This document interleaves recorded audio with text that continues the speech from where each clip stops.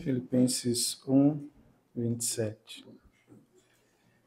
Não importa o que aconteça, exerçam a sua cidadania de maneira digna do Evangelho de Cristo, para que assim, quer eu vá e os veja, quer apenas ouça a seu respeito em minha ausência, fique eu sabendo que vocês permanecem firmes num só espírito, lutando unânimes pela fé evangélica, sem de forma alguma deixar-se intimidar por aqueles que se opõem a vocês.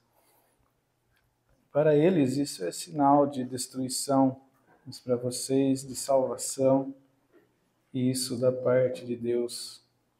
Pois a vocês foi dado o privilégio não de apenas crer em Cristo, mas também de sofrer por Ele, já que estão passando pelo mesmo combate que me viram enfrentar e agora ouvem que ainda enfrento. Se por estarmos em Cristo nós temos alguma motivação, alguma exortação de amor, alguma comunhão no Espírito, alguma profunda afeição e compaixão, completem a minha alegria tendo o mesmo modo de pensar, o mesmo amor, um só Espírito e uma só atitude. Nada façam por ambição egoísta ou por vaidade, mas humildemente considerem os outros superiores a vocês mesmos. Cada um cuide não somente dos seus interesses, mas também dos interesses dos outros. Seja a atitude de vocês a mesma de Cristo Jesus, que, embora sendo Deus, não considerou que o ser igual a Deus era algo que devia apegar-se, mas esvaziou-se a si mesmo, vindo a ser servo, tornando-se semelhante aos homens. E sendo encontrado em forma humana, humilhou-se a si mesmo e foi obediente até a morte e morte de cruz. Por isso Deus o exaltou à mais alta posição e lhe deu o nome que está acima de todo nome, para que ao nome de Jesus se dobre todo o joelho nos céus, na terra e debaixo da terra, e toda língua confesse que Jesus Cristo é o Senhor, para a glória de Deus Pai. Assim, meus amados, como sempre vocês obedeceram, não apenas na minha presença, porém, muito mais agora na minha ausência, ponham em ação a salvação de vocês com temor e tremor, pois é Deus quem efetua em vocês tanto querer quanto realizar, de acordo com a boa vontade dele. Façam tudo sem queixas, nem discussões, para que venham tornar-se puros e irrepreensíveis, filhos de Deus inculpáveis, no meio de uma geração corrompida e depravada, na qual vocês brilham como estrelas no universo, retendo firmemente a palavra da vida. Assim, no dia de Cristo, eu me orgulharei de não ter corrido nem me esforçado inutilmente.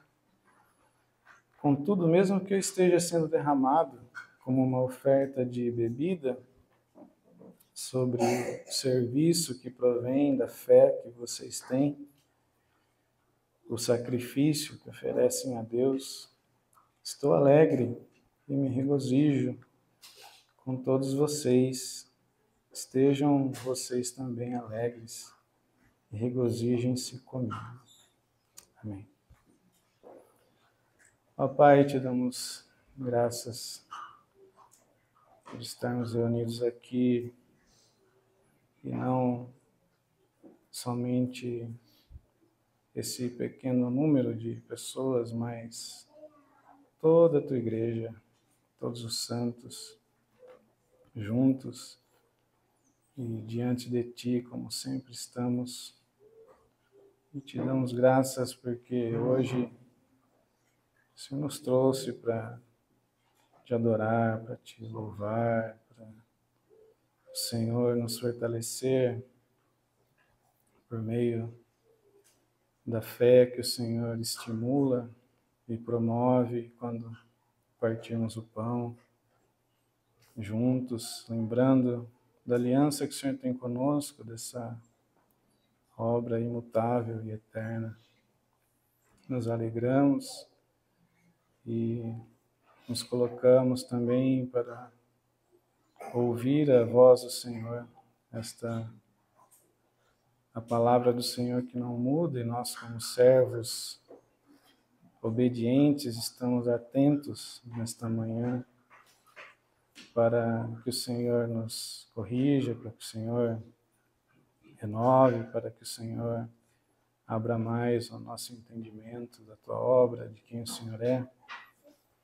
E pedimos para o Senhor nos ajudar nas nossas fraquezas, daquilo que fala, daquilo que ouve.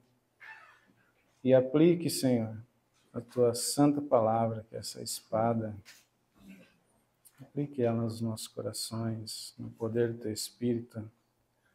Seja muito mais do que um entendimento intelectual, mas que o Senhor transforme a nossa vida para a Tua glória e na força do poder do Senhor. Nós te pedimos no nome de Jesus. Amém. Irmãos, eu reli, para os irmãos pegarem novamente o contexto do que nós vamos compartilhar essa manhã. Então, a gente tinha parado ali na exaltação, do Senhor Jesus. E Paulo, então, ele retoma. Então, nós vamos começar no capítulo 2, versículo 12, e vamos até o versículo 18. Então, ele retoma, então, depois de ele ter apresentado Cristo Jesus como exemplo a ser seguido de uma vida que promove unidade, ele vai retomar a sua orientação pastoral. É como se ele tivesse feito um parêntese central, assim, na carta toda, colocando Cristo como nosso alvo, como exemplo, como aquele que nos inspira e aquele que está sendo formado em nós, para que essa unidade que ele estava pedindo para os irmãos pudesse ocorrer. Então ele já havia exortado os filipenses a defenderem a verdade do Evangelho, os irmãos viram ali no finalzinho do capítulo 1, unidos como um só corpo, unânimes, com o mesmo propósito. E agora ele vai finalizar esse trecho de orientação pastoral, enfatizando a unidade no processo de santificação que Deus está operando em cada membro do corpo. A parte central aqui dessa parte é o versículo 12, que ele diz para pôr em ação a salvação com temor e tremor.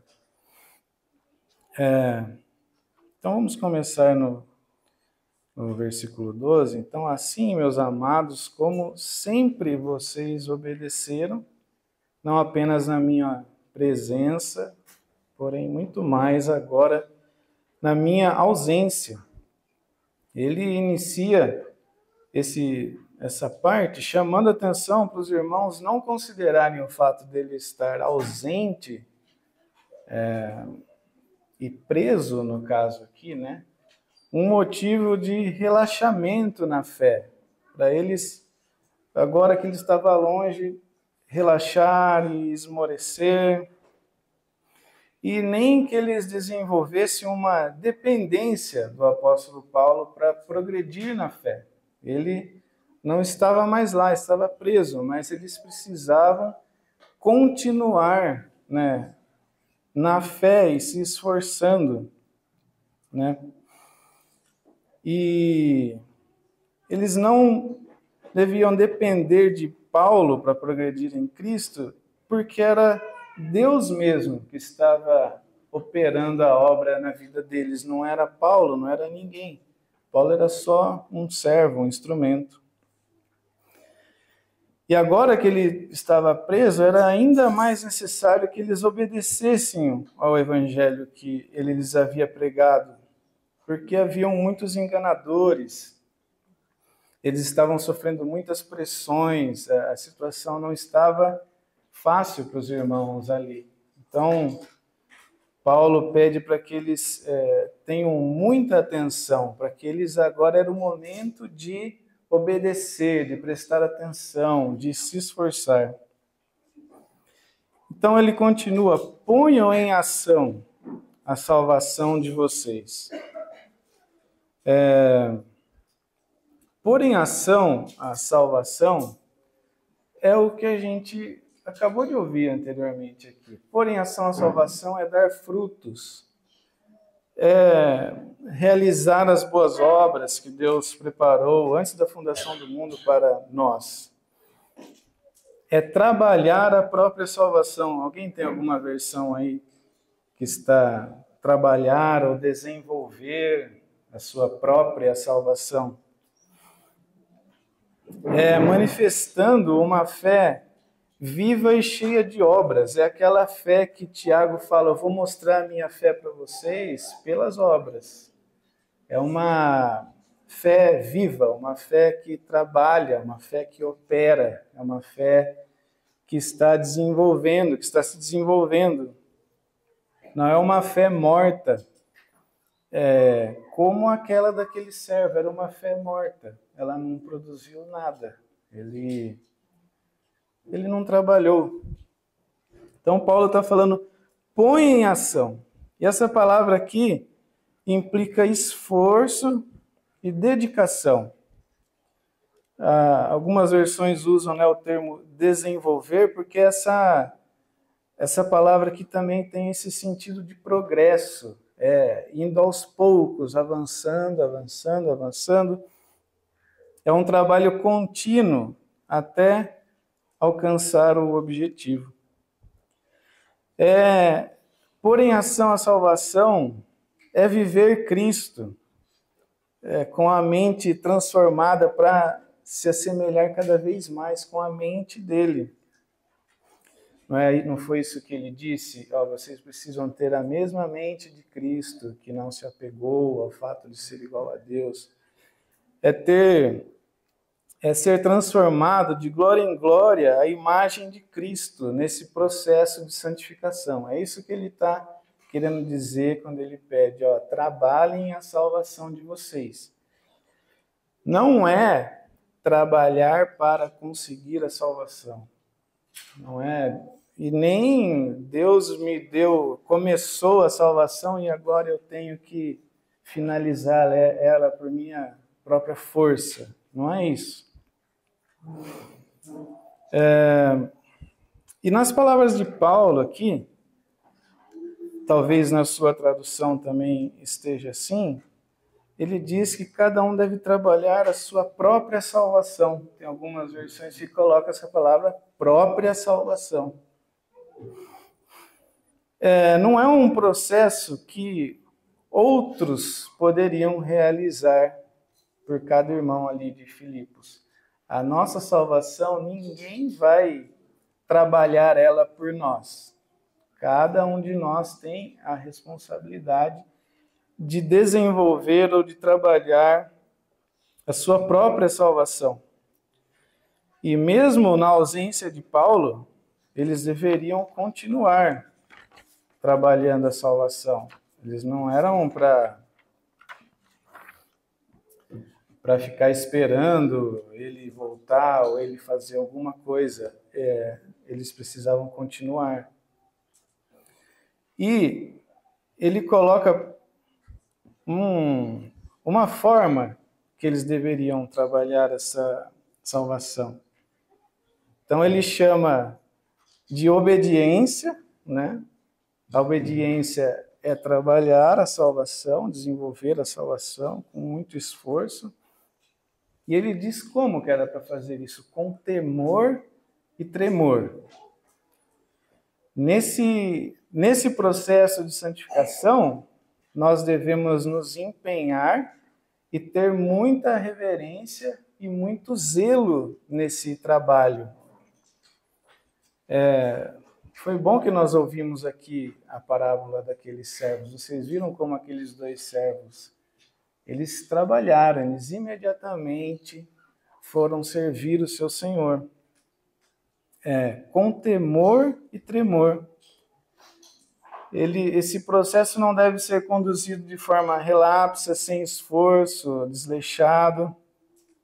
Então Paulo ele exortou os irmãos, vocês precisam obedecer, prestar muita atenção, ainda mais agora que eu estou longe, se esforçarem com esse senso de que eles estavam numa empreitada celestial, em algo que tinha um peso eterno. E ele vai dar a razão desse temor e tremor. Ele vai explicar logo em seguida.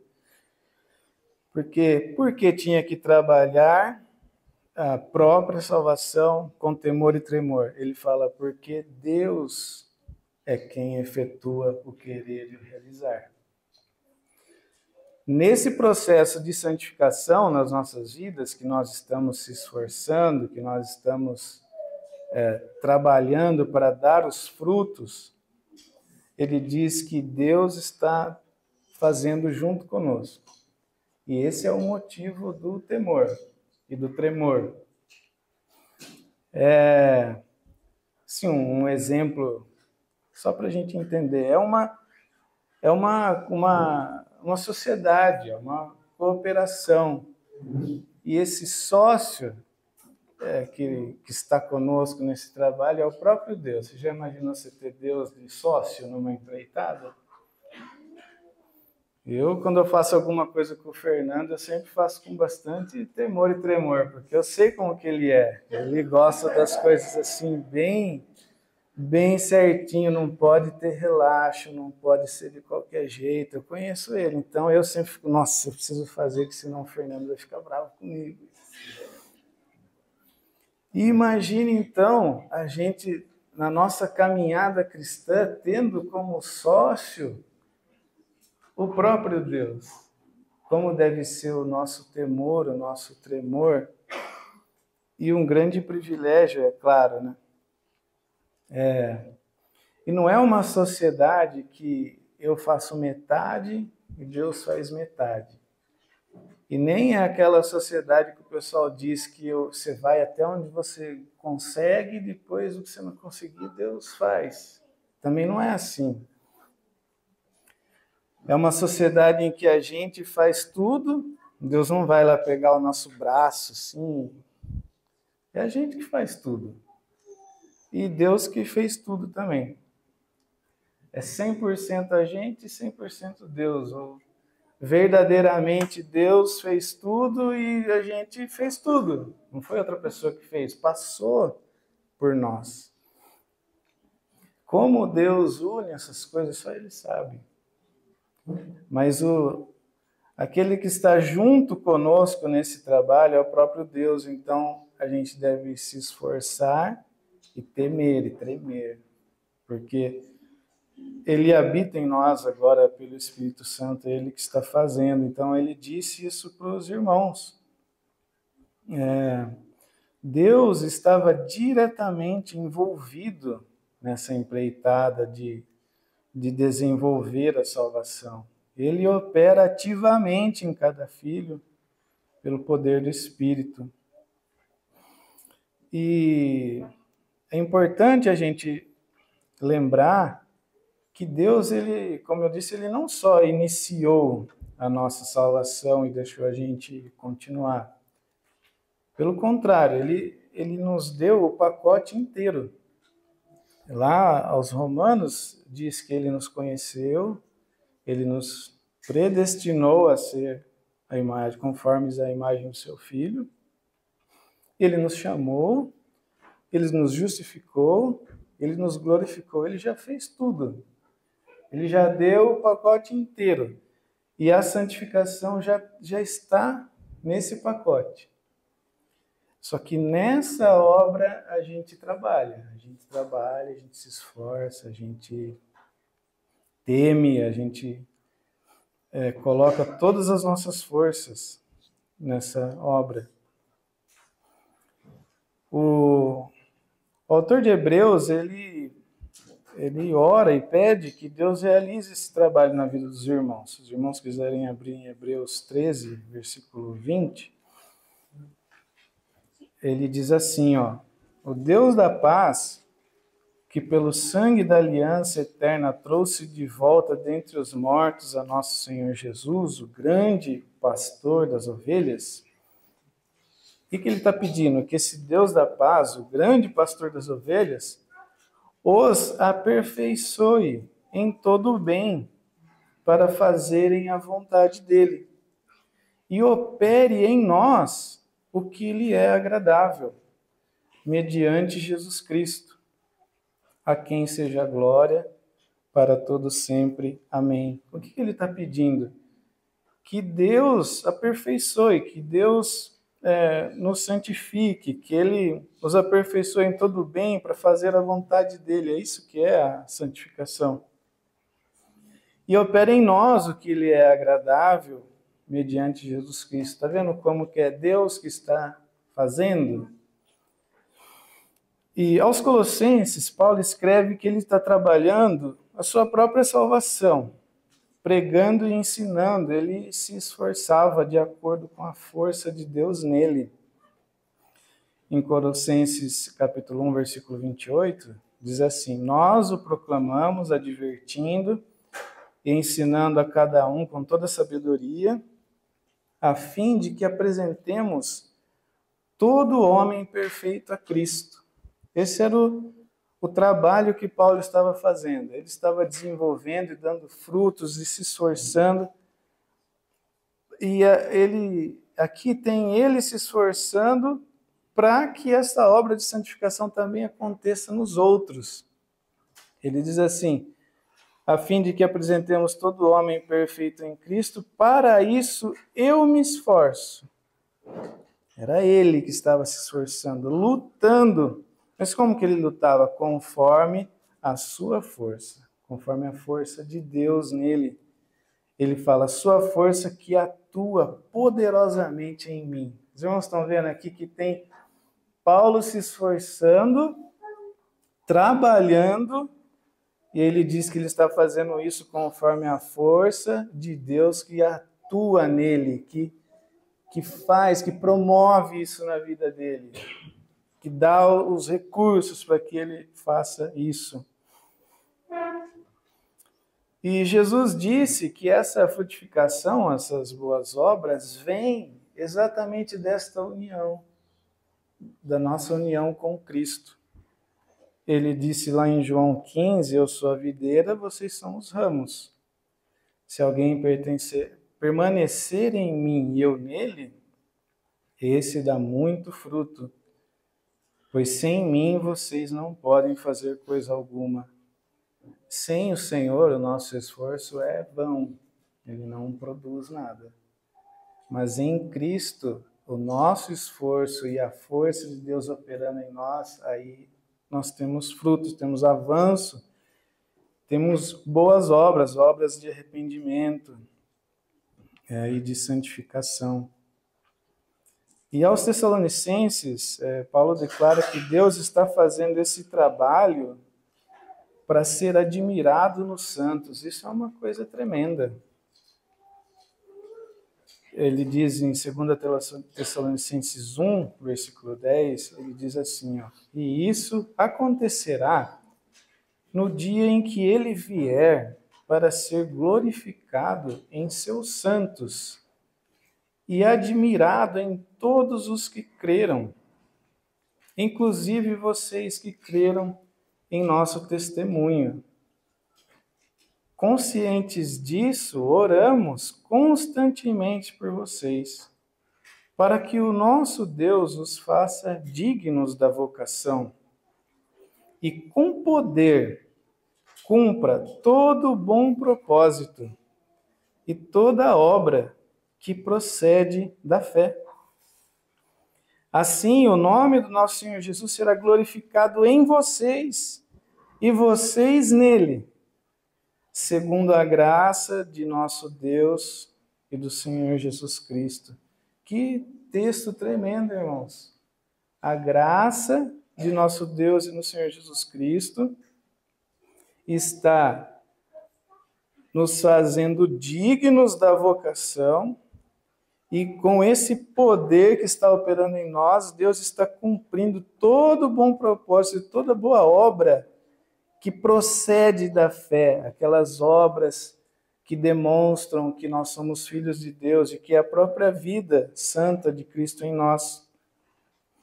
Ele diz que, então, quando o Senhor voltar, o Senhor Jesus vai ser glorificado e admirado em nós, nessa obra que Ele fez nas nossas vidas. Ele vai ser admirado, o seu poder e a sua graça que fez de um miserável, de um inimigo de Deus, alguém que reflete a glória de Cristo. Ele vai ser admirado em nós. É Ele que está fazendo essa obra.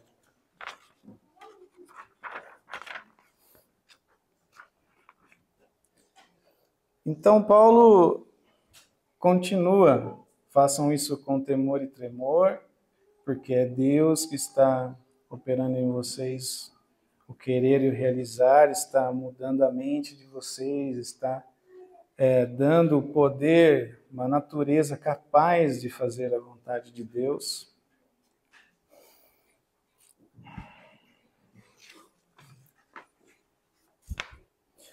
E aí, então, ele fala uma coisa que pode parecer que está meio fora, assim, meio fora do contexto. Ele diz: façam tudo sem queixas nem discussões. Se os irmãos lembrarem do contexto, Paulo está falando principalmente, desde o capítulo 1, versículo 27, da união entre os irmãos. Ele está falando de batalhar unidos pela fé como um só corpo, que eles precisavam ter essa união de propósitos, como aquela que eu disse, né, um batalhão que está ali defendendo unidos. Nem todos estão fazendo a mesma coisa, mas eles estão com a mesma mente, o mesmo coração, estão com a mesma, como o James diz, né, a mesma visão. Então, e ele coloca o processo de santificação para que eles obedecessem, para que eles desenvolvessem a sua própria salvação, e que Deus estava envolvido nisso, e para que eles fizessem tudo isso sem queixas, nem murmurações. Essas queixas aí, essa palavra, são murmurações e debates velados, não expresso publicamente, como se observa ali em João, Evangelho de João, capítulo 7, versículo 12, é a mesma palavra que está lá. Entre a multidão haviam muitos boatos a respeito dele, né? Alguns diziam: é um bom homem. Outros respondiam: não, ele está enganando o povo. Sabe, aqueles boatos, aquela coisa que está assim, aquela conversa que está acontecendo, mas nunca publicamente, assim, não é aberta. Essas são as queixas.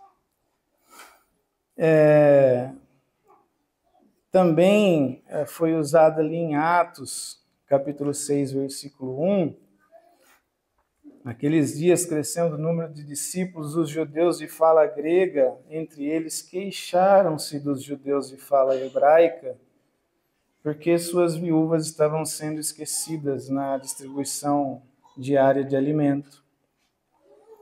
Era de novo, havia aquele converseiro assim, né? Poxa, então esqueceram aqui das nossas viúvas e tal, É isso que são queixas, aquele burburinho de reclamações. E, além disso, remetem à murmuração do povo de Israel no deserto, aquele descontentamento com a forma como Deus conduziu o povo, expressando uma insatisfação com as circunstâncias, com a liderança de Moisés e entre eles mesmos. E as discussões são aqueles debates, aquelas controvérsias e disputas sobre diversos assuntos, aquelas polêmicas, aquelas coisas assim que sempre estão conversando e nunca chega a lugar nenhum. É isso, são discussões, controvérsias. Então ele fala para pôr em ação a salvação com temor e tremor e sem essas coisas. Removam da vida de vocês, ele diz, façam tudo sem. Tire isso da vida de vocês. Em vez disso, os irmãos devem ser servos uns dos outros nesse processo de santificação, que cada um está trabalhando individualmente, mas não é sozinho. O Senhor nos coloca num corpo e todos nós estamos juntos, trabalhando a nossa própria salvação e colaborando nesse trabalho uns com os outros, na salvação do outro, nesse trabalho que o outro está também fazendo. É um corpo que é colocado junto para a edificação dos santos, não é isso? Cada um está trabalhando a sua própria, mas também contribuindo nessa edificação mútua. Ele fala, faça tudo sem essas queixas, essas discussões, essa divisão entre vocês. Façam com submissão uns aos outros, obedientes, humildes e confiantes de que Deus está operando segundo o seu propósito. Uma vez que Deus estava agindo entre os irmãos em Filipos e neles, eles deveriam viver com temor e tremor, evitando queixas e discussões. Eles não deveriam agir como Paulo temia encontrar os coríntios. Paulo escreveu lá em 2 Coríntios, capítulo 12, versículo 20, ele diz assim, pois temo que ao visitá-los não os encontre como eu esperava, e que vocês não me encontrem como esperavam. Temo que haja entre vocês brigas, invejas, manifestações de ira, divisões, calúnias, intrigas, arrogância e desordem. Então, nesse processo de santificação, e quando nós estamos todos juntos aqui, nós estamos nos esforçando, mas sempre com esse temor e confiando que o Senhor está trabalhando na vida de cada um. E nós precisamos entender que o que o Senhor às vezes está fazendo na vida do irmão, Ele não está fazendo na nossa. Ou o que está fazendo na nossa, ainda não está fazendo na vida dele. Na comunidade, uns já estão maduros, outros nem tanto, outros estão começando na fé. Existem questões de liberdade cristã que a gente não pode ir lá e, como Paulo disse, condenar o outro e não receber aquilo porque ele ainda faz aquela coisa e ficar causando toda essa confusão por causa dessa obra que Deus está fazendo em nossas vidas. O temor e o tremor devem-se a Deus e estão relacionados tanto ao processo de santificação de cada crente, quanto o trabalho que Deus realiza na vida dos demais irmãos. Como se Paulo dissesse assim, parafraseando, enquanto vocês vivem o Evangelho, sendo santificados e trabalhando a própria salvação, lembre-se que Deus também está operando na vida dos outros irmãos. Ele também está lá operando. E a fé verdadeira, essa fé que Deus nos dá, a fé que salva, a fé que foi concedida por meio de graça, ela não é apenas fé, e a gente pode falar, a fé verdadeira é uma fé operante. É verdade. É o que a gente falou, é a fé que trabalha, a fé que dá frutos, é a fé que está se desenvolvendo. Mas ela também não é só operante. É uma fé operante. Mas essa fé atua, ela opera, ela trabalha pelo amor. São três coisas, não é só fé, não é só eu falo que creio, tenho uma confissão de fé bonita. Isso aí não é a fé que salva. Também não é uma fé que trabalha, que opera, mas dando coice e gerando todo tipo de divisão e pau no lombo da turma, não é. É a fé que opera pelo amor, é a fé que salva, é a fé que vem de Deus. O amor, ele é o instrumento, ele é a ferramenta pela qual as nossas obras são realizadas. Lá em Gálatas 5, 6, diz assim, porque em Cristo Jesus nem a circuncisão e nem a incircuncisão tem valor algum, mas a fé que atua pelo amor. A fé que atua pelo amor. Por que eu estou falando isso? Porque lá os filipenses podia estar operando uma fé operante sem amor. E Paulo fala, vocês precisam completar a minha alegria. Está operando, tá? Vocês estão tendo, como ele diz ali, né, consolo, demonstrações e tal, mas está faltando. Vocês precisam ser um. Está faltando amor. Por quê? 1 Coríntios 13:1, Paulo vai falar isso. Ele fala, ainda que eu fale a língua dos homens e dos anjos, ou seja, tenho obras, está operando alguma coisa. Se não tiver amor, serei como o bronze que soa, como um símbolo que retine, é só barulho. Ainda que eu tenha o dom de profetizar e conheça todos os mistérios e toda a ciência, ainda que eu tenha tamanha fé a ponto de transportar montes, olha que fé operante. Se não tiver amor, nada serei. Nada serei. Isso não é nada sem amor. Ainda que eu distribua todos os meus bens entre os pobres, que irmão caridoso, né? Que fruto, que bênção, que obra. E ainda que eu entregue o meu próprio corpo para ser queimado, se não tiver amor, nada disso me aproveitará. Perceberam que é fé com obras, mas essas obras aqui são feitas pelo amor. E Paulo estava dizendo, vocês até têm obras, mas está faltando amor.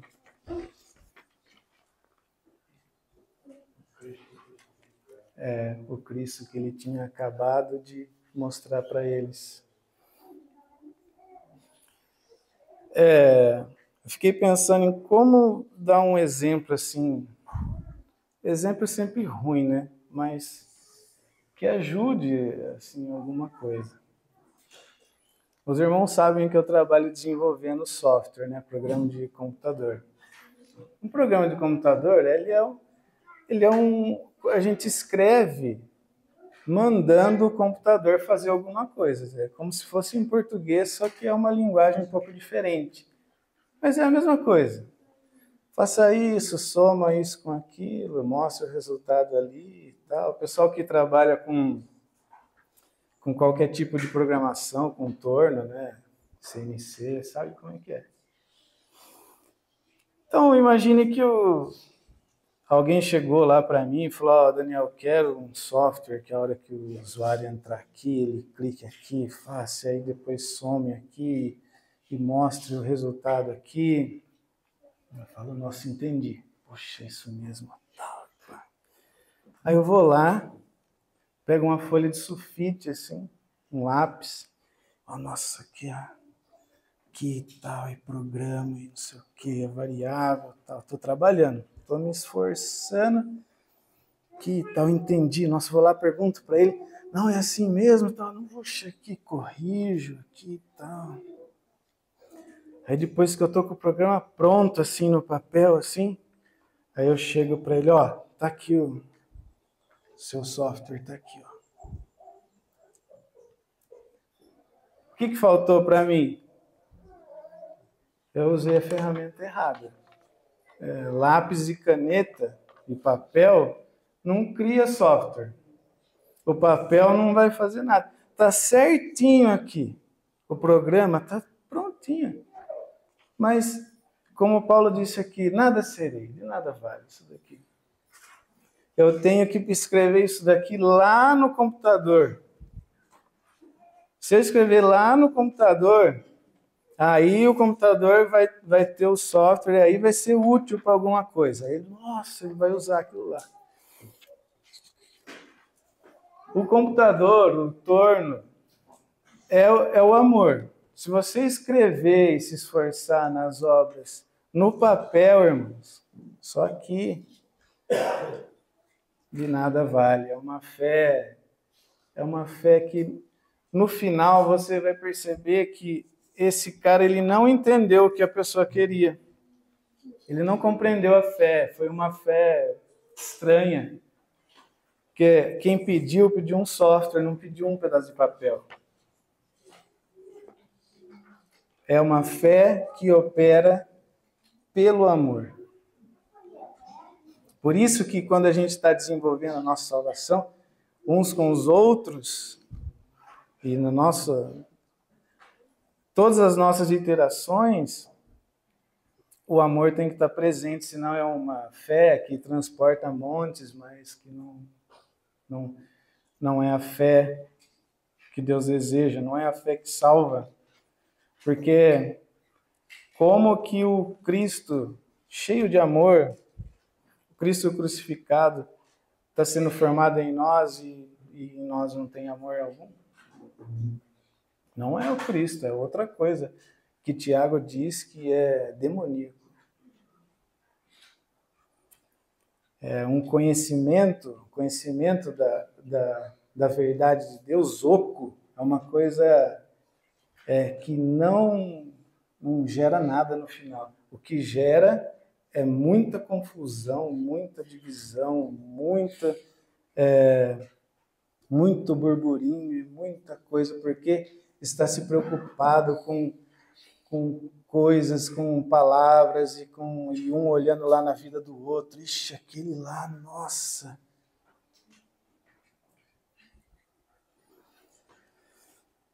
Paulo, aos Filipenses, nossa, eu vou demorar, hein, irmãos? Me desculpe, mas é importante.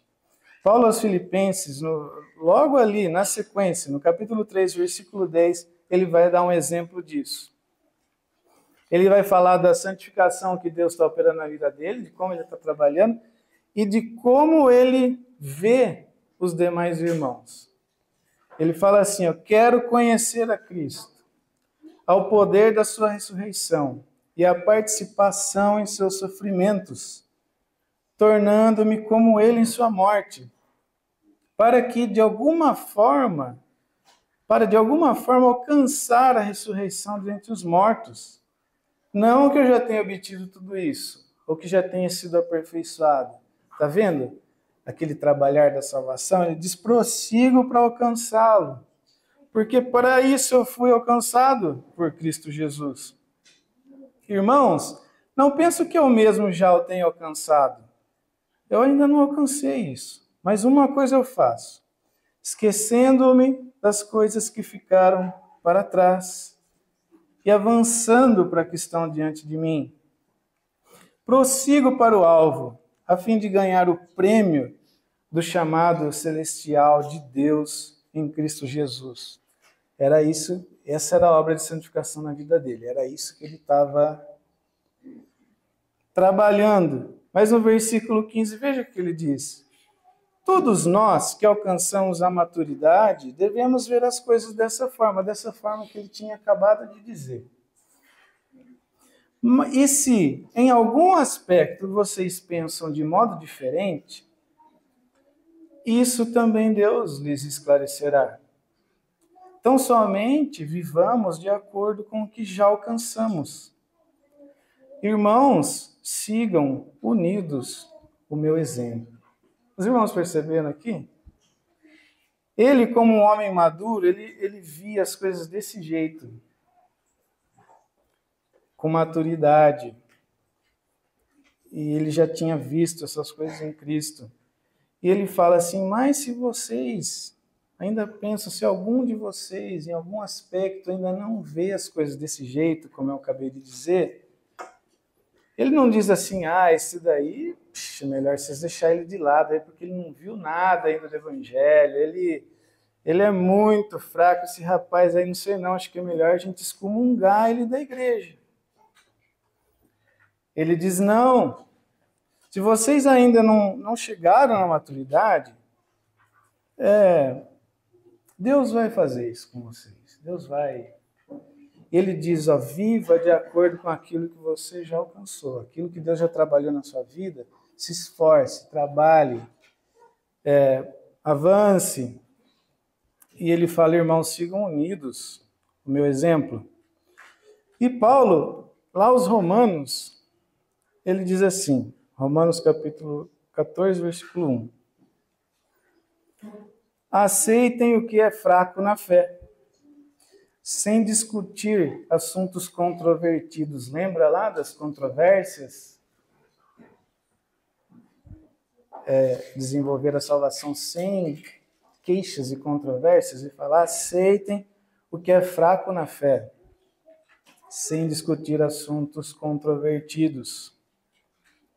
Um crê que pode comer de tudo. Já outro, cuja fé é fraca, come apenas alimentos vegetais. Aquele que come de tudo não deve desprezar o que não come. E aquele que não come de tudo não deve condenar aquele que come, pois Deus o aceitou. Vocês viram que ele começou pedindo, aceitem, ou não excluam o fraco na fé. E ele diz aqui, pois Deus o aceitou, Deus o aceitou. Ele diz no versículo 4, quem é você para julgar o servo alheio? É para o seu Senhor que ele está de pé ou cai. E ele ficará de pé, pois o Senhor é capaz de o sustentar. Há quem considere um dia mais sagrado que o outro. Há quem considere iguais todos os dias. Cada um deve estar plenamente convicto em sua própria mente. Aquele que considera um dia como especial, para o Senhor assim o faz. Aquele que come carne, come para o Senhor, pois dá graças a Deus. E aquele que se abstém, para o Senhor se abstém, e dá graças a Deus. Versículo 12. Assim, cada um de nós prestará contas de si mesmo a Deus. Portanto, deixemos de julgar uns aos outros. Em vez disso, façamos o propósito de não colocar pedra de tropeço ou obstáculo no caminho do irmão. Isso é desenvolver a própria salvação com temor e tremor, sabendo que Deus está operando na vida de todos. Paulo aqui não está falando assim, tolere o pecado do irmão, tolere aí o pecado dele, um dia, quem sabe, né, ele vai... Não. Porque aqui, nesses dois textos, os irmãos veem aqui que não tem ninguém pecando. Você viu aqui que não? Não tem ninguém fazendo algo contrário a Deus. O que existe aqui, Paulo está falando de maturidade, em Filipenses, e fraqueza e força na fé. Mas ele disse que alguns consideravam um dia especial, não comiam carne, e ele chama essas pessoas de fracas na fé. Ele não deixou de se posicionar, de falar o que era melhor, porque lá os Filipenses, ele diz que conforme a gente vai conhecendo o amor de Deus, a gente é capaz de discernir o que é melhor e conhecer o que Deus fez, a obra. Mas ele disse que eles não estavam pecando, eles estavam fracos. Era alguém que ainda não entendeu completamente, alguém que não viu totalmente a obra de Deus, que não, ainda está avançando. Mas naquilo que ele já compreendia, ele fazia essas coisas por causa do Senhor e por temor ao Senhor. E Paulo fala para que os irmãos se aceitassem na fé.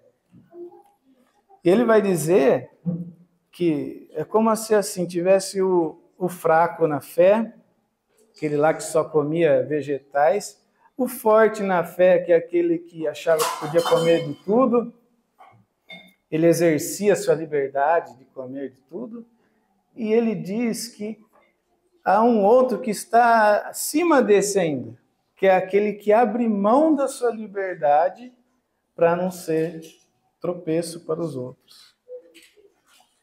E é o que ele falou que fazia. É o que nós vimos que é a mente de Cristo.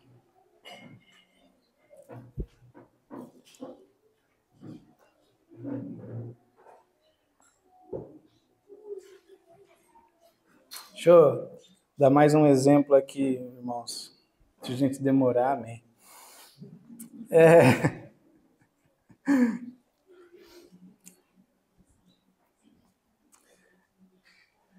Às vezes, esses irmãos já fizeram, já viram isso, quando a gente, aquela pessoa assim, que igual Paulo aqui, né? Tudo para mim é lixo, é esterco, nossa, eu estou olhando para a glória aqui, meu negócio é, de alguma forma, alcançar a ressurreição, eu quero participar dos seus sofrimentos, aqueles homens que se vendiam como escravos para pregar o evangelho. E aí ele está assim, aí os outros que ainda não chegaram aí, começam a encher esse pessoal, é tudo covarde, é tudo, eles não entenderam nada do evangelho ainda. Olha, rapaz, ele está, não acredito que você está considerando dia especial, não é possível uma coisa dessa. E tal, ele já avançou, e aí ele está lá, causando todo tipo de condenação para aqueles que ainda não chegaram onde ele está. Sem amor, tá? A fé, não está faltando amor naquela fé ali. Aí ele continua assim: para que venham tornar-se puros e irrepreensíveis, filhos de Deus, inculpáveis. Se eles se esforçassem para desenvolver a própria salvação, avançassem na santificação individual e vivessem em unidade em Cristo, com amor uns pelos outros, tornariam-se puros e inofensivos como a pomba. Essa palavra aí, puro, também tem isso de ser inofensivo, de alguém que não causa dano para o outro.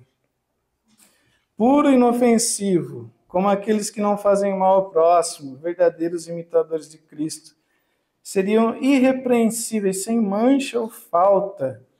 Essa aqui, ser irrepreensível, sem mancha ou falta, é aos olhos dos homens, porque aos olhos de Deus as nossas faltas estão sempre diante dele, e nós somos pecadores. Mas filhos irrepreensíveis, sem que alguém tenha algo para nos... É uma mancha aí, é uma mancha em você, algo público, visível. No meio de uma geração corrompida e depravada. Se vocês viverem assim, vocês vão ser puros e irrepreensíveis, filhos de Deus inculpáveis, no meio de uma geração corrompida e depravada, num mundo que é como um galho seco, retorcido, perverso, oposto ao que deveria ser, totalmente desviado. Paulo faz esse contraste aí entre puros e irrepreensíveis, filhos de Deus inculpáveis, e uma geração corrompida e depravada.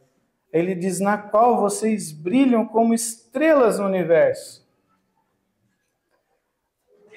Tem versões que diz luzeiros no mundo. Sai à noite aí, uma noite escura, você vai ver as estrelas.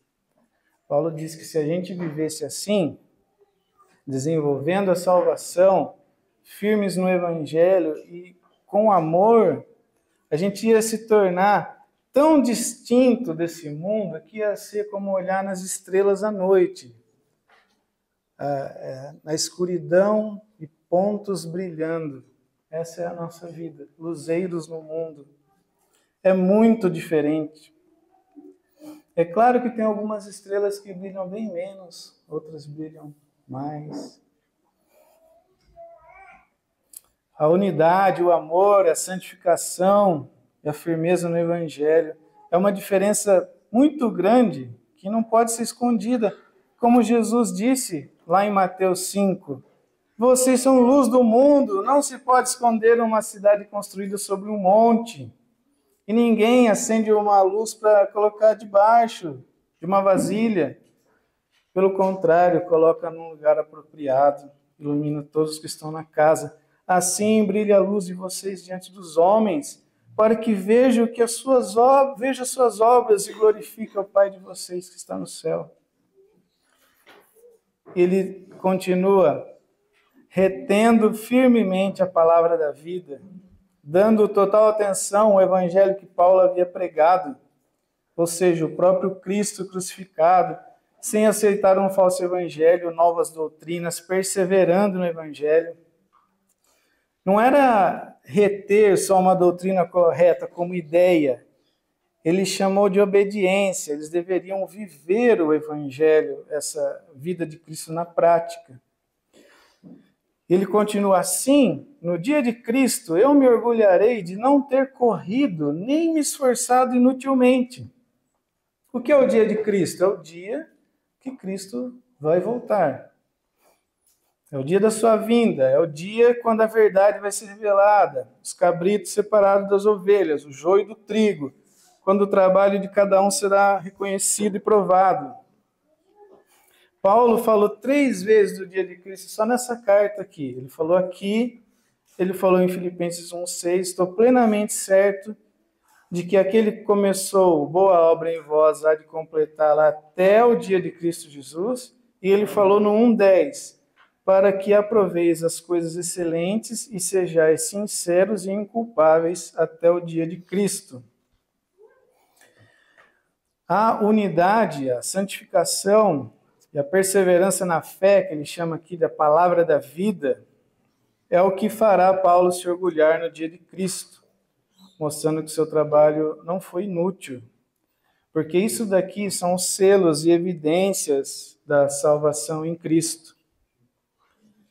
Por outro lado, se eles continuassem vivendo em pecado ou fossem enganados por outro evangelho, no dia de Cristo, Paulo veria que todo o seu esforço em Filipos, onde ele trabalhou tanto, teria sido em vão, porque aquelas almas teriam se perdido.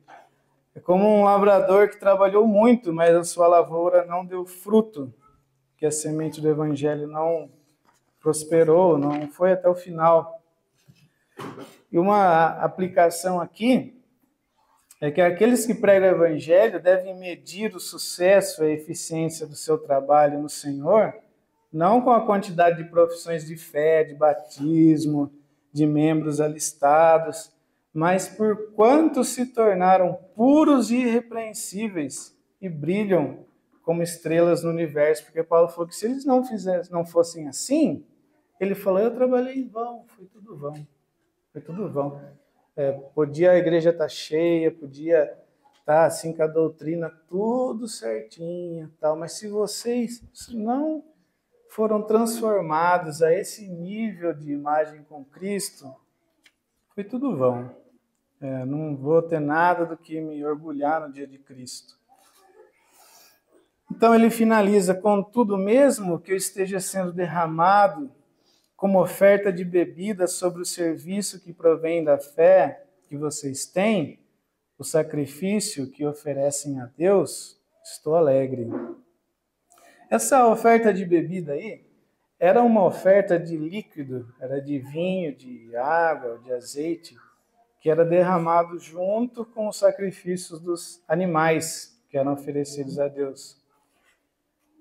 Significava uma dedicação total, como aquele que está derramando a sua vida, é como alguém que está, tudo que eu sou, estou derramando a minha vida, a minha alma, em desgaste, em tudo que eu puder, tudo é do Senhor. Era isso que significava essa oferta.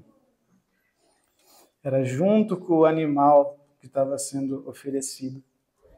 E Paulo coloca o serviço que provém da fé como o sacrifício que está sendo oferecido pelos filipenses. O serviço que provém da fé são as boas obras, é Cristo em nós, essa vida que está aparecendo. Ele fala, isso daí é um sacrifício, fazendo o viver deles um sacrifício vivo, santo e agradável a Deus. Como Paulo disse lá, ofereçam os vossos corpos como sacrifício vivo, santo e agradável a Deus. E a vida dele, Paulo, e ele havia na mente dele que ele poderia morrer, lembra? Ele pensava que ia ser liberto, mas ele falou, mesmo que eu morra, né? A vida dele, Paulo, aqui, esse possível martírio, esse serviço, o desgaste contínuo dele, sendo unido a esse sacrifício da vida ali dos irmãos em Filipos, como uma oferta que era colocada junto com o sacrifício. Sendo os filipenses e Paulo um único sacrifício a Deus, era a vida deles santificada, santa, aquele sacrifício, e a própria vida de Paulo lá sendo preso e possivelmente morto como aquele que está se derramando sobre aquilo ali, e tudo aquilo ali está sendo oferecido a Deus como aroma agradável para ele. E ele diz, estou alegre e me regozijo com todos vocês. Estejam vocês também alegres e regozijem-se comigo. Ele diz, eu estou alegre por estar aqui derramando a minha vida como essa oferta de bebida. E vocês também se alegrem por estarem aí como sacrifícios vivos, vivendo no meio de toda essa pressão, dessa dificuldade. Vocês se alegrem junto comigo nessa única oferta que estamos oferecendo a Deus juntos. Essas obras de justiça, santificação, obediência aos mandamentos de Cristo, que são frutos da obra de Deus em nós, junto com o nosso esforço e dedicação, são como sacrifícios que são agradáveis a Deus. Por que isso é agradável a Deus? Porque é Cristo em nós. E Cristo é o prazer do Pai, a alegria do Pai. Amém, irmãos? O Senhor nos corrija, né? Nos conduza nisso.